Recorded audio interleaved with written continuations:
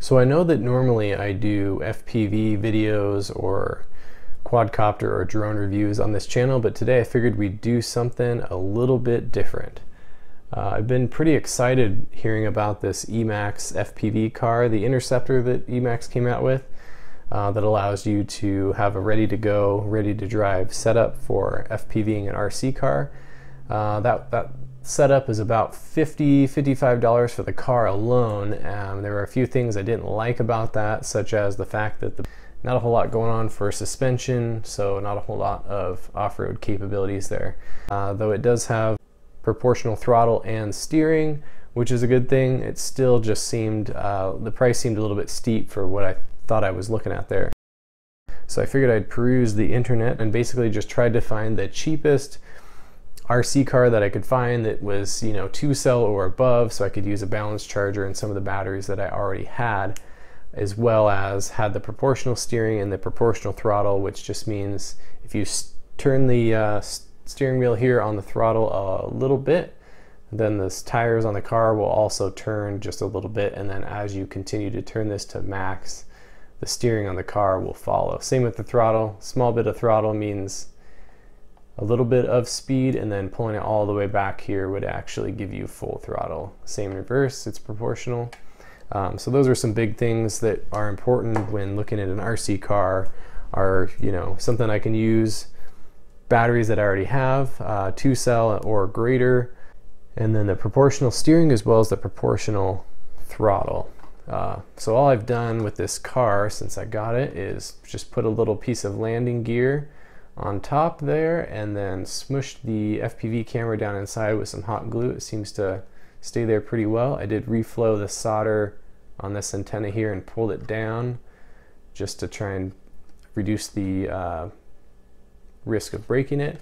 Back here I just have a PH 2.0 connector that is soldered onto the camera's red and black wires, and then this green and yellow wire back here will just get soldered to one another to complete the video circuit of the camera, since we aren't actually running a VTX. What I found that works best is throwing one of these 450 or so 1-cell batteries on the back here of the RC car. I have a piece of grip on there which holds the battery on pretty well. You can also add some tape or whatever it takes. This battery could even go inside the body itself. It was just easier to stick it on top. So it's easily accessible, and then you can pull the cover right off the car and the battery goes with it. Under the hood here, this car did come with a proprietary connector for the 2-cell battery, so I went ahead and removed that and put a XT60 on there, which did improve the performance of the car. The other thing I changed was there was a piece of plastic that you would lay down in this tray here, and you'd have to put a pin through a hole right there to hold the battery down. But when you're trying to run different batteries that are maybe bigger or different shaped, can't really use that, so I put in some Velcro straps here just to hold the batteries in place. For instance, if you're using this Ovonic Air 1500 milliamp hour 2-cell battery, it doesn't fit fully down in this tray here, so that's when the Velcro straps come in handy. All you really need to do is get that battery somewhat secure, and then the body just ends up sitting over the top anyway, so it doesn't necessarily have to be perfect in there. The battery that this came with is an 850 milliamp hour generic 2S LiPo. I've also put an XT60 on there. On top of that, I added some lights here just for looks on the back as well as the front. So when you plug it in, just gives it kind of that cool factor. Funny thing is, at night you can actually see pretty well with just that green light up front, even in the dark. Maybe in the future I'll end up putting white on the front and red in the back. Another thing that I did with this that I found pretty fun, this is 4-wheel drive all the way around, and you do have quite a bit of grip with these squishy rubber tires here. So one of the things I did was wrap them in packing tape, clear packing tape, which reduced the traction of these tires, which enabled this car to drift around corners and made the FPV experience a whole lot more fun. With this stock battery here, The Amazon listing is quoting that you're going to get about 20 minutes of drive time. I think I probably got that, maybe 15-20 minutes of drive time.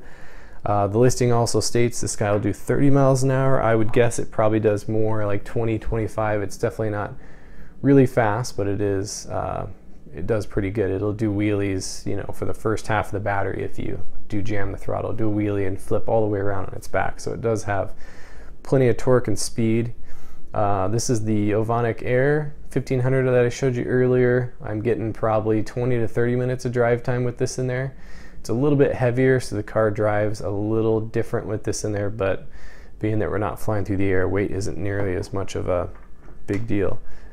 One thing that did surprise me was how well the car drove with these 525 RDQ batteries in there. Even though they're very small in size, weight, and milliamp hour, the car still performed very well, and it was even more agile than the stock battery or this 1500 milliamp hour battery. I probably got somewhere around 10 minutes of battery time with that. One thing to note is when this car does run out of juice, it will just stop on you and it will no longer go forward or back or have any response. And at that point, the battery is usually about 3.2 volts per cell. So you do kind of have to watch that. All right, let's also look at this controller here.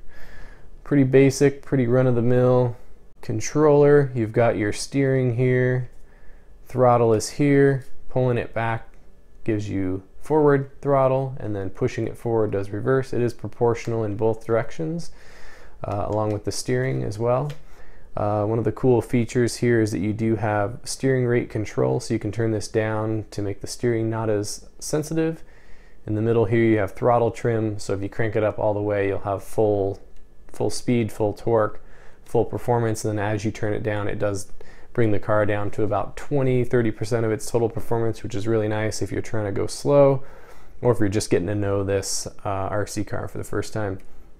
You also have steering trim if you have your self-centering steering here in the middle, but your RC car tires are actually turned. If you do turn this knob here, you can adjust that so that your tires on the car are straight and it tracks straight when you drive when this is centered.